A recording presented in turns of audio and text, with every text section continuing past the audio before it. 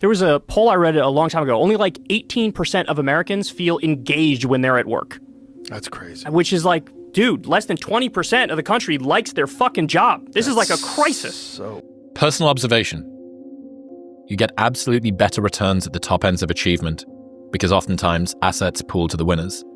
The problem is, to achieve the highest levels, you have to give up proportional amounts of the things you hoped the achievements would get you.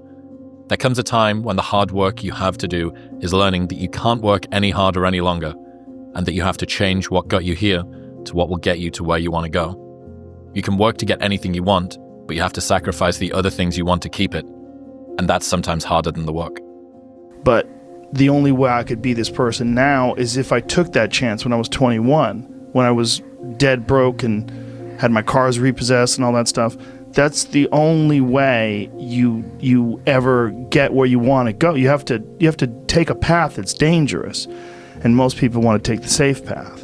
And the safe path leaves you stuck in quiet desperation almost every time. It's hell. It's hell. You're selling insurance or some other shit that you care zero about. What do you say if a guy was working a 9 to 5, married to a woman, had a couple of kids, go on his 2 or 3 holidays a year, and he said to you he was happy? I'll say congratulations. I would genuinely say congratulations. If you're happy with that, and I know that's like a pretty normal setup. If you're happy with that, absolutely congratulations, and I don't look down on you. That's perfectly fine. But some men are just not born that way.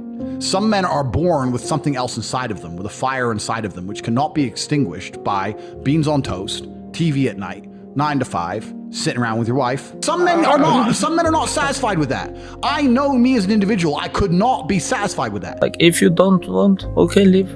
Like, even yesterday, I was talking with them. It was Saturday, and everybody complained about they tired. What you want? All week you was work hard. End of the week, if you don't tired, this is good question. You have to worry about yourself. But this is Saturday. Your 6th day, you work so hard. Of course, you're gonna tired. Tomorrow rest, and Monday we're gonna begin one more training. If you don't want, go back to Dagestan and stay with your mom. She gonna give you every day good breakfast. You don't do nothing. Stay there. That's the real message. The real message is we all started from no. I mean, we all had bullshit jobs. We all felt like losers. But through time and effort, you build a stronger human. You build a stronger body. You build a stronger mind. You build accomplishments and will and momentum.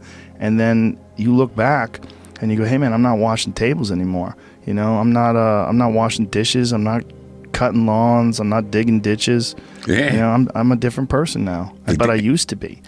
And these desire not to be that person, not to stay in that. That's what.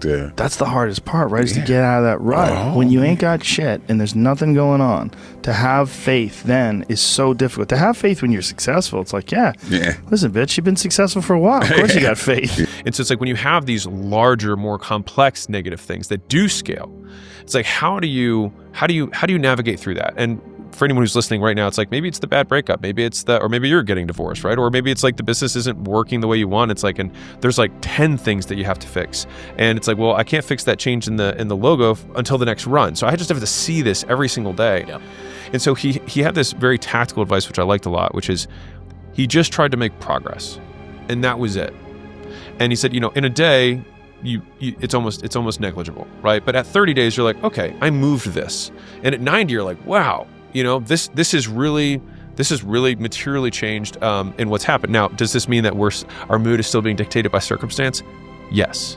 I'll be honest. Yes, it does. Yep. The hard part is getting up that fucking hill, especially if you got a dad you're hiding from, especially if you feel like you're a loser, or you never really had anything in your life that you could look back on and say, hey, I was really good at that. You know, and there's a lot of people out there listening to this. There's so many people that are in that starting point. Like the people that come up to you and say, I don't know what to do. What should I do? How do I do it? Yeah. How do I get going? But you're going to have to figure it out, one foot in front of the other. Exactly. You're going to have to find a thing and keep working at it and get better at it. Making enough money. So it wasn't a side hustle, but I certainly wasn't wasting my time. When I preach to young men now, if you're working a job and you go home, no TV, don't play video games, you know, limit your access to all sort of junk media. Spend your time doing something productive. At least my kickboxing was something productive, even though it did I guess it made me some money. I got paid to fight. So I guess that was a side hustle, but I learned so much more from that than I ever made financially. It gets so hard to lose that it becomes easy to win. Once you commit to sort of say, hey, I go to the gym Monday, Wednesday, Friday, it's just Monday, Wednesday, Friday, from this time to this time, nothing exists except that task. Just like when you're working, the gym shouldn't be crossing your mind. You talk about performance without a purpose. What's that? So, like, for instance, let's say you have no races. Let's say you have no classes, no nothing. There's no purpose in your life. You know, people need to have purpose to get up. They need purpose to perform. You need to get to a point in your life where there's nothing on the docket.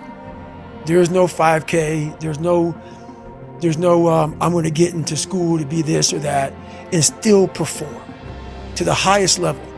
Because what people don't get is one day that thing's going to come up.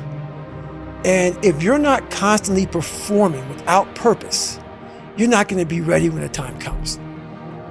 It's this magical thing, purpose, that we're all looking for. But what's funny about it all is that we need these things to perform. But we don't take a second to realize the purpose is always there. The purpose never leaves us, because the very purpose is you. You are always the purpose. You're not having a bad year. You've had a few bad days that you're thinking about for the rest of the year. I've found it helpful when I'm in a bad season, like I'm in right now, to just focus on having a good day. A good day in a bad season is a bite-sized victory. String a few of those in a row, and a bad season feels less hard. I'm pretty sure the difference between a happy life and an unhappy one doesn't come down to how many good or bad days you have, but which days you think about over and over again. In some seasons of life, maintaining is winning. Whatever time that you have to attack like you're trying to save the world. You're trying to save your life. You don't want to drown. That 1.5 hours a day that you have to write, God damn, you better be caffeinated and motivated. You got to go. You got to get after it. And you got to have discipline. Most people don't have those things. Most people don't understand what it's like to really go for something. And to know that the consequences of not doing that are horrific. So if you wake up in the morning and you don't want to do something, you don't care enough about yourself.